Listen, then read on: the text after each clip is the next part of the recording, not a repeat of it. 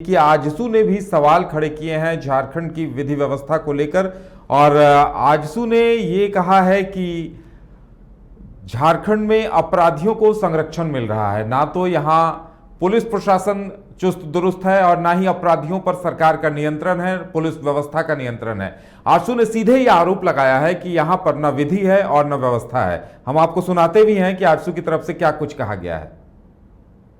देखिए, इस राज्य में न विधि है न व्यवस्था है, मैंने विधि व्यवस्था है ही नहीं। यहाँ हम तो कहें उल्टा कि उन लोग ही संचालित कर रहे हैं प्रशासन, उन लोग ही पूरे सिस्टम में अपना कब्जा जमा रखा है। कुछ दिन पहले हटिया के दरादिली चौक में होता है, पतरातू में दो तीन घटनाएं होती है।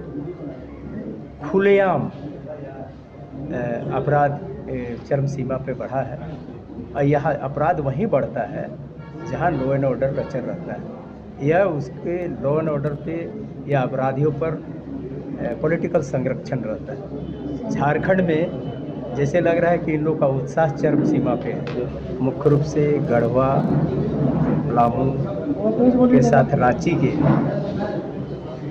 प्रबुद्धजन आजसू पार्टी में सम्मिलित हो रहे हैं, आजसू परिवार के साथ जुड़ रहे हैं। हम उनका हार्दिक अभिनंदन करते हैं। हमारे बीच प्रतिष्ठित डॉक्टर रीना प्रोफेसर भी ज्वाइन करी है और गढ़वा के कई एक दल को छोड़ करके लोगों ने आज पार्टी में ज्वाइन किया है।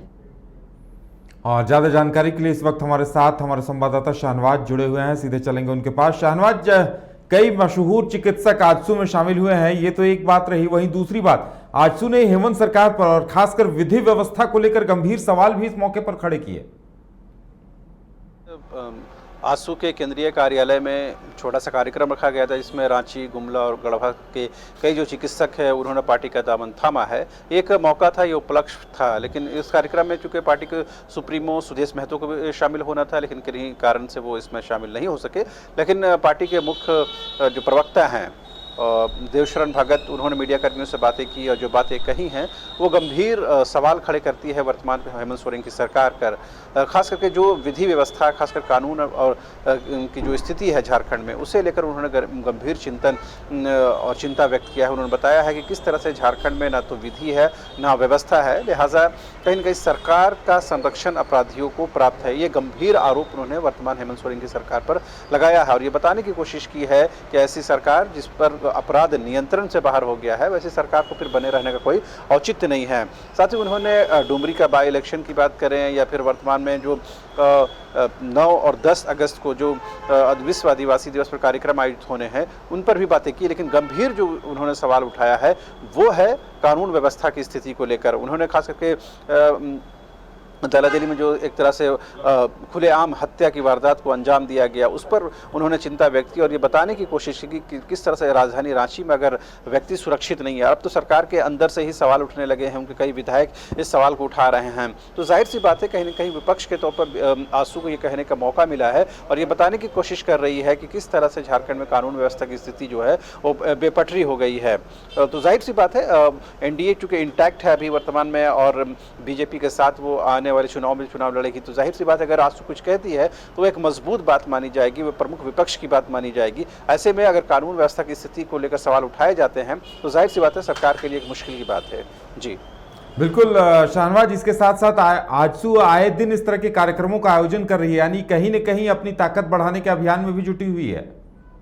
बिल्कुल, इस बात में कोई शक नहीं है कि आप एक क्षेत्रीय दल के तौर पर आजसू के जो कार्यक्रम है वो परमंडलवार चल रहे हैं, लोकसभा क्षेत्र वाइज चल रहे हैं और लगातार आपने पार्टी के केंद्रीय कार्यालय राजधानी रांची में जो पार्टी का कार्यालय है वहाँ पर आए दिन इस तरह के मिलन समारोह हो, युद्ध का कार्यक्रम हो, आज चिकित्सकों का मिलन समारोह था। तो जाहिर सी बात है कहीं ना कहीं आजसू ये बताने की कोशिश कर रही है कि सबसे पहला जो अभी जो उनका सबसे लिटमस टेस्ट होने जा रहा है डुमरी का बाई इलेक्शन है और उसमें संभावित तौर पर निश्चित तौर पर यह माना जा रहा है कि उसमें आजसू जो है अपना कैंडिडेट उतारेगी। हालांकि अब आधिकारिक घोषणा होना बाकी है, लेकिन ये माना जा रहा है कि एनडीए उसमें चुनाव में जाएगा और उसमें आजसू के कैंडिडेट होंगे। और इस चुनाव को इस लिहाज से महत्वपूर्ण माना जा रहा है क्योंकि रामगढ़ बाई इलेक्शन में कहीं न कहीं एनडीए को मजबूती मिली है, आजसू के उम्मीदवार की जीत हुई है, तो जाहिर सी बात है उस जीत को, उस मजबूती को कहीं न कहीं आजसू दोहराना चाहेगी। और 2024 के लोकसभा चुनाव से पहले और विधानसभा चुनाव से पहले कहीं न कहीं एनडीए के लिए ये जीत बेहद महत्वपूर्ण होगी। लेकिन दूसरी तरफ आप देखिए, लगातार मुख्यमंत्री हेमंत सोरेन जो है डुमरी विधानसभा क्षेत्र में कार्यक्रम आयोजित कर रहे हैं। खुद मुख्यमंत्री की वहाँ पर मौजूदगी रहती है, एक से बढ़कर एक योजनाओं को वो शिलान्यास कर रहे हैं, उद्घाटन कर रहे हैं। लगातार 1932 खतियान आधारित स्थानीय नीति की बात कर रहे हैं, आदिवासियों मूलवासियों की बात कर रहे हैं। तो कहीं ना कहीं ये जो डुमरी का बाई इलेक्शन है वो बहुत कुछ तय कर देगा झारखंड के विधानसभा चुनाव से पहले कि झारखंड में जो जनता का मिजाज है वो क्या 4 साल से जो सरकार वर्तमान में हेमंत सोरेन की सरकार है उसके कामकाज को वो अप टू मार्क मानती है या नहीं मानती है। अगर ये कहीं ना कहीं यूपीए के खिलाफ जाता है तो जाहिर सी बात है ये कहीं ना कहीं बहुत बड़ा सेटबैक होगा रामगढ़ के बाद। और ये किसी भी सूरत में यूपीए के तौर पर जेएमएम का उम्मीदवार होना तय है वहां पर, तो जाहिर सी बात है वो कहीं से भी इस चीज़ को बर्दाश्त नहीं करने के समझेगी कि किसी तरह से उनको डुमरी में हार का सामना करना पड़े। यही वजह है कि मुख्यमंत्री लगातार पूरे चुनावी अभियान की कमान संभाले हुए हैं, लगातार उनके कार्यक्रम आयोजित हो रहे हैं, लगातार जो क्षेत्र में उनका भ्रमण चल रहा है। तो ये बताता है कि डुमरी इलेक्शन को कहीं न कहीं ना तो एनडीए के तौर पर आजसू और यूपीए के तौर पर जेएमएम बहुत ही मजबूती के साथ ले रही है और ये बताने की कोशिश कर रही है कहीं भी चूक की कोई गुंजाइश नहीं है। जी चलिए शाहनवाज, हमारे साथ जुड़ने के लिए और तमाम जानकारी देने के लिए आपका बहुत बहुत धन्यवाद। तो आजसू लगातार अपनी ताकत बढ़ाने में लगी है, वहीं सरकार पर हमले का कोई मौका नहीं चूक रही। आजसू ने आज भी ये कहा है कि विधि व्यवस्था पूरी तरह से चौपट है और अपराधियों को संरक्षण मिल रहा है। देखने वाली बात यह होगी कि जिस तरह से डुमरी को लेकर सीएम हेमंत सक्रिय हैं, वहीं आजसू का भी दावा है डुमरी पर कि बीजेपी गठबंधन के तहत ये सीट उन्हें दे और वो लड़ना चाहती है। तो देखने वाली बात यह होगी कि मुकाबला वहां जेएमएम का किससे होता है। फिलहाल हमारे साथ इतना ही, हमें दीजिए इजाजत और आप देखते रहिए न्यूज़ बाइस्कोप। नमस्कार।